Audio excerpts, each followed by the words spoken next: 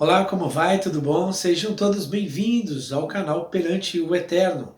Este é nosso 11º estudo da classe bíblica com o título Conhecendo Mais, onde falaremos um pouco sobre as 2.300 tardes e manhãs citadas no livro de Daniel. E lembrando que este estudo foi realizado aqui no Espaço Novo Tempo de Campinas. Nós temos aqui neste canal uma variedade de estudos e vídeos diferentes, como por exemplo, audiobook, quiz bíblico, entre muitos outros. Enfim, confira clicando na playlist. Aproveite também e já deixe o seu like. Se você ainda não se inscreveu, se inscreva no canal. Ative também o sininho de notificações e também siga-nos no Instagram. Se quiser, pode fazer uma pausa para fazer tudo isso. E assim possamos todos ficar juntos perante o Eterno. Porém, antes de iniciarmos o estudo, faremos uma breve oração. Querido Deus, suplicamos ao Senhor a tua bênção sobre mais este estudo. Pedimos que aclareie nossa mente em nome e por amor do Senhor Jesus. Amém. Lembrando também que este vídeo é uma sequência de estudos aqui passados e são apenas alguns versículos que nós leremos. E nesse estudo, como sequência do anterior, o Evangelho em Símbolos, que se você não assistiu, seria bom que assistisse. E neste falaremos sobre quando aconteceria a purificação do santuário celestial, como já falamos no outro estudo anterior. Assim como o santuário aqui na terra devia ser purificado, o do céu também. E se lembra? Purificado de quê? Se no céu não existe pecado? Exatamente dos registros dos nossos pecados. Lembra? Pois bem, lembra que a purificação do santuário só acontecia no serviço anual e que era chamado Dia da Expiação? E que nesse dia Deus trazia juízo sobre o povo de Israel? Assim, a purificação do santuário celestial traria juízo sobre toda a humanidade. Acompanhe este versículo comigo. Vi outro anjo voando pelo meio do céu, tendo um evangelho eterno para pregar aos que se assentam sobre a terra, e cada nação, e tribo, e língua, e povo, dizendo em grande voz: Temei a Deus e dai-lhe glória, pois é chegada a hora do seu juízo. E adorai aquele que fez o céu, e a terra, e o mar, e as fontes das águas. Apocalipse 14, 6 e 7. Como sabemos, essa é uma das 3 mensagens angélicas contidas ali em Apocalipse, e ela traz a mensagem do Evangelho eterno. Uma boa nova que sempre existiu, que até falamos no estudo passado sobre isso, e que deveria ser pregado a todo mundo. E olha, no final, é chegada a hora do juízo. Exatamente, o juízo de Deus. A mesma ideia contida no serviço do santuário, assim como estudamos. Embora entendemos que o juízo de Deus é dividido em 3 fases e que se realizam em 3 períodos diferentes, sendo eles o juízo investigativo, o juízo comprobatório e, por fim, o juízo executivo. Leiamos então Daniel capítulo 8, versos 13 e 14, que diz assim: Depois ouvi um santo que falava, e disse outro santo, aquele que falava: Até quando durará a visão do sacrifício contínuo e da transgressão assoladora? Para que sejam entregues o santuário e o exército, a fim de serem pisados? E ele me disse: Até 2.300 tardes e manhãs, e o santuário será purificado. Muito bem, algumas pessoas entendem que esse período de 2.300 tardes e manhãs se cumpriram no reinado de Antíoco Epifânio. Porém, essa não é a nossa interpretação. E em um outro vídeo eu posso mostrar as razões, o porquê não acredito nisso. Como eu disse, esse não é um estudo detalhado, por isso é importante que você veja a sequência de todos os estudos. E como lemos nesse versículo, o texto nos diz que até 2.300 tardes e manhãs e o santuário seria purificado. Muito bom, mas ao finalizarmos o estudo anterior, a pergunta que ficou foi: quando então seria purificado o santuário? Lembra? Bem, isso gera outras perguntas, não? Quando começa?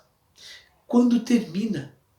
E quanto tempo são 2.300 tardes e manhãs? Bem, veremos primeiro quanto tempo compõe o período de uma tarde e manhã, não é verdade? Será que a Bíblia nos diz algo sobre isso? Vamos lá, veja comigo esses versículos. E houve tarde e manhã, o primeiro dia. Gênesis 1:5. E houve tarde e manhã, o dia segundo. Gênesis 1:8. E houve tarde e manhã, o terceiro dia. Gênesis 1:13. E houve tarde e manhã, o dia quarto. Gênesis 1:19. E houve tarde e manhã, o dia quinto. Gênesis 1:23.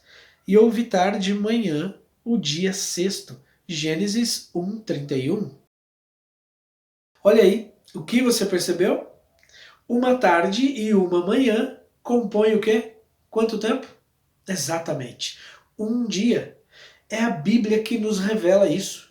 Então, se uma tarde e uma manhã compõem apenas o período de um dia, 2.300 tardes e manhãs correspondem ao período de, muito bem, 2.300 dias. O texto é muito claro. No entanto, como é uma profecia que foi revelada a Daniel e tempos proféticos não são literais, precisamos aplicar o princípio profético dia-ano. E a Bíblia nos revela novamente. Encontramos isso em Números 14:34 e Ezequiel 4:6, que nos diz assim: segundo o número dos dias em que espiastes a terra, 40 dias, cada dia representando um ano, levareis sobre vós as vossas iniquidades. 40 anos, e conhecereis o meu afastamento. E quando tiveres cumprido esses dias, tornar-te-ás a deitar sobre o teu lado direito, e levarás a iniquidade da casa de Judá 40 dias. Um dia te dei para cada ano. Viu só? Um ano para cada dia, ou seja, 2.300 dias proféticos, então representam 2.300 anos literais. É muito tempo, não é verdade? Temos então o período de 2.300 anos, mas começaria quando e terminaria quando? Será que a Bíblia nos mostra também? Vamos ver? Leamos então em Daniel, capítulo 8, versos 17 até o 19, que nos diz assim: veio, pois, para perto de onde eu estava. Ao chegar ele, fiquei amedrontado e prostrei-me com o rosto em terra. Mas ele me disse: entende, filho do homem, pois esta visão se refere ao tempo do fim. Falava ele comigo quando caí sem sentidos, rosto em terra. Ele, porém, me tocou e me pôs em pé no lugar onde eu me achava. E disse: eis que te farei saber o que há de acontecer no último tempo da ira, porque esta visão se refere ao tempo determinado do fim. Uau, você percebeu? Que texto, hein? Daniel ficou amedrontado quando aquele ser divino falou com ele. E para quando foi que ele disse que essa visão seria? Exatamente, para o tempo do fim. Bem, então temos mais um detalhe importante, que quando fosse acontecer a purificação do santuário, que fazia parte do juízo, isso seria no tempo do fim. Olha que interessante, vamos juntando as peças, não é mesmo?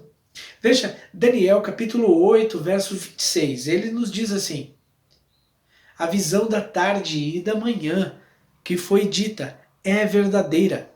Tu, porém, preserva a visão, porque se refere a dias ainda muito distantes. Que maravilha, não? Você percebeu que o assunto ainda é o mesmo. Ele se dará, que isso acontecerá em dias muito distantes da época que Daniel viveu, e que seria um tempo chamado tempo do fim. Certo, já entendemos aqui que a visão é verdadeira, né? E que quando terminar os 2300 anos, iniciaria a purificação do santuário e então começaria o juízo de toda a humanidade. Mas a pergunta é, quando começa então? Veja no verso 27. Como Daniel ficou espantado com a visão e não conseguia entender, acompanhe o que aconteceu. Eu, Daniel, enfraqueci e estive enfermo alguns dias. Então me levantei e tratei dos negócios do rei. Espantava-me com a visão e não havia quem a entendesse. Mas então no capítulo seguinte, nós podemos ver que Daniel continua a orar para ter esclarecimento ali sobre este assunto. E então, veja o que diz no capítulo 9, a partir do verso 21. Diz assim: falava ainda na oração, quando o homem Gabriel, que eu tinha observado na minha visão ao princípio, veio rapidamente voando e me tocou na hora do sacrifício da tarde. Ele queria instruir-me. Falou comigo e disse: Daniel, agora saí para fazer-te entender o sentido. No princípio das tuas súplicas saiu a ordem, e eu vim para te declarar, porque és muito amado. Considera, pois, a coisa e entende a visão. 70 semanas estão determinadas sobre o teu povo e sobre a tua santa cidade, para fazer cessar a transgressão, para dar fim aos pecados, para expiar a iniquidade, para trazer a justiça eterna, para selar a visão e a profecia e para ungir o Santo dos Santos. Puxa, parece que agora complicou mais ainda, não? Mas calma. Vejamos o verso seguinte e depois vamos entender com muita tranquilidade. Leiamos. Sabe e entende desde a saída da ordem para restaurar e para edificar Jerusalém até o ungido ao príncipe, 7 semanas e 62 semanas. As praças e as circunvalações se reedificarão, mas em tempos angustiosos.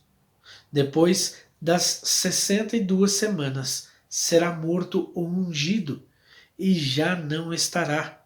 E o povo de um príncipe que há de vir destruirá a cidade e o santuário, e o seu fim será num dilúvio, e até o fim haverá guerra, desolações são determinadas.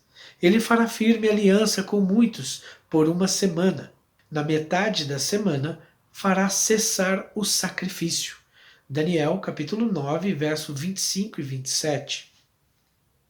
Você percebeu aqui?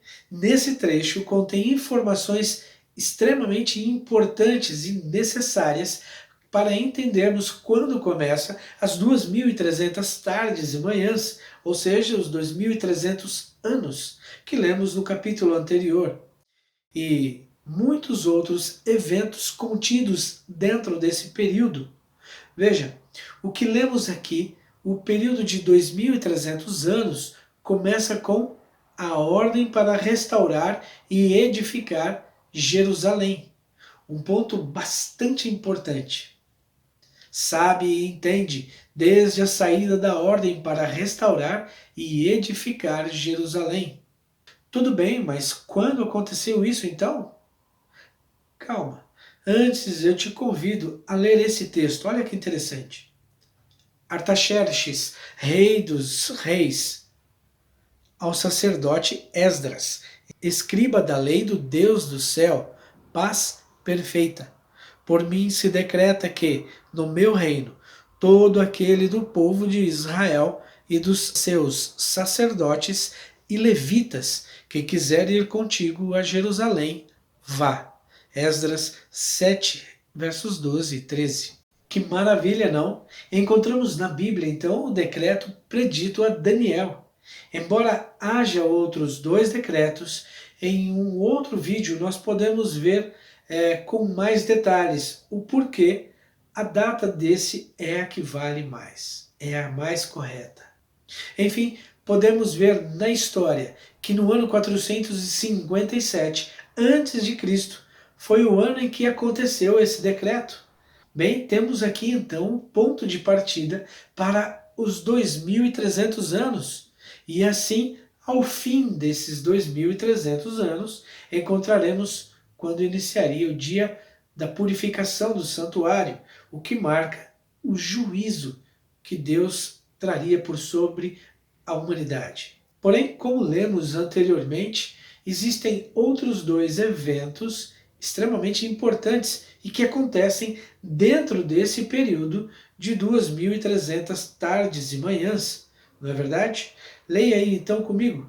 70 semanas estão determinadas sobre o teu povo e sobre a tua santa cidade, para cessar a transgressão e para dar fim aos pecados, e para expiar a iniquidade e trazer justiça eterna, e selar a visão e a profecia, e para ungir o Santíssimo. Bem, então temos aqui 70 semanas proféticas, lembra? E cada semana sabemos que tem 7 dias, não é verdade? Então 70 vezes 7 é igual a 490 dias. E como sabemos que estamos falando de profecias, ou seja, então 490 anos. Olha que interessante, 490 anos agora, a partir do ano 457 a.C., chegaremos então ao ano 34 depois de Cristo. O texto nos diz que essas 70 semanas estavam determinadas sobre o povo de Israel. Mas antes de continuarmos, os versos anteriores que lemos nos dizem outros eventos. Vejamos ainda. Desde a saída da ordem para restaurar e edificar Jerusalém até o ungido ao seu príncipe, 7 semanas e 62 semanas. Então acompanhe no gráfico. Da saída de ordem para restaurar Jerusalém, isto é, a partir do ano 457, que já identificamos, até o ungido príncipe, ou seja, o batismo de Jesus, haveria 7 semanas e 62 semanas. Só um parêntese eu gostaria de fazer aqui. Existem muitas pessoas que dizem que Jesus não pode ser chamado de príncipe, de anjo do Senhor, porque isso diminuiria a sua divindade. Mas chamá-lo de ser humano não tem problema. Nesse caso, eu sugiro que você assista a esse vídeo sobre o arcanjo Miguel. Enfim, desde o ano 457 a.C. até o ungido, como lemos, ou seja, até o batismo de Jesus, haveria 7 semanas e 62 semanas proféticas. Bem, vamos começar então pelas primeiras 7 semanas, que no caso, vezes 7 dias por semana, são 49 dias.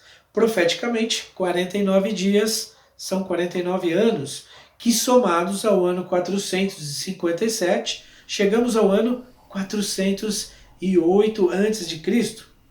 Mas o que aconteceu nesse ano, que está determinado ao povo judeu? Exatamente no ano 408 a.C., os muros de Jerusalém foram terminados. Depois que começaram a ser reconstruídos, cumpriu-se exatamente, perfeitamente até aqui a profecia como foi predita. Mas a profecia continua e vejamos agora que existem 62 semanas, lembra? Como o texto diz, 62 semanas vezes 7 dias cada semana é um total de 434 dias, que profeticamente são 434 anos. Muito bem. Que se acrescentarmos estes 434 ao ano 408 que falamos, chegamos então ao ano 27 depois de Cristo. Bem, o que aconteceu nesse ano? Muito bem, você já sabe. Jesus foi batizado no ano 27. E com exatidão, mais uma vez, a profecia se cumpre. Está acompanhando até aqui? Lembra? Até o ungido príncipe cumpriu-se com exatidão.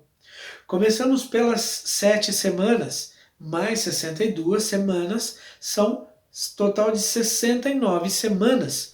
Mas o texto nos diz que um total é de 70 semanas estão determinadas sobre o teu povo, lembra?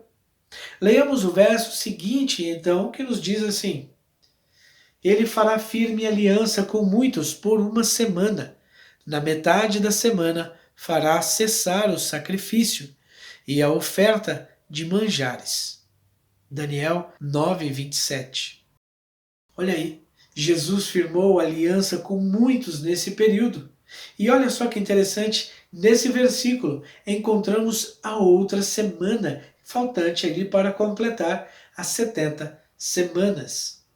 E nesse verso diz que no meio da semana fará cessar o sacrifício e a oferta de manjares, lembra? Lembra do sacrifício contínuo que estudamos no vídeo passado? Pois bem, ele faria cessar esses sacrifícios no meio da semana. Vejamos então, uma semana tem 7 dias. Profeticamente, são 7 anos. 7 anos, somando-se ao ano 27 que paramos, chegamos até o ano 34, o mesmo ano que chegamos inicialmente na contagem, lembra? No entanto, lemos que na metade dessa semana, ou seja, a metade aqui do ano 31. Mas o que aconteceu nesse ano? Jesus foi crucificado, exatamente como a profecia predisse. Depois das 62 semanas, será morto ou ungido, e já não estará. Porque ele fez cessar o sacrifício? Porque Jesus é o Cordeiro de Deus que tira os pecados do mundo. E quando Jesus morre, o véu do santuário se rasga de cima a baixo, lembra? Não há mais necessidade de sacrificar cordeirinhos e aspergir o sangue do véu. A profecia se cumpre perfeitamente, com exatidão. Note também uma coisa interessante, e onde tinha que sacrificar os cordeirinhos? Veja que no verso que lemos, que continua, ele diz assim: e o povo de um príncipe que há de vir destruirá a cidade e o santuário. Quando isso aconteceu? No ano 70, com a destruição do templo de Jerusalém. Daí então, já não se pode mais sacrificar cordeiros. Agora, para fechar esse quadro, que estava determinado sobre o povo judeu, lembra que lemos? Chegamos com a outra metade no ano 34. A mesma data, se partirmos de 457 a.C. e somarmos os 70 semanas, ou 490 anos, o que aconteceu neste ano?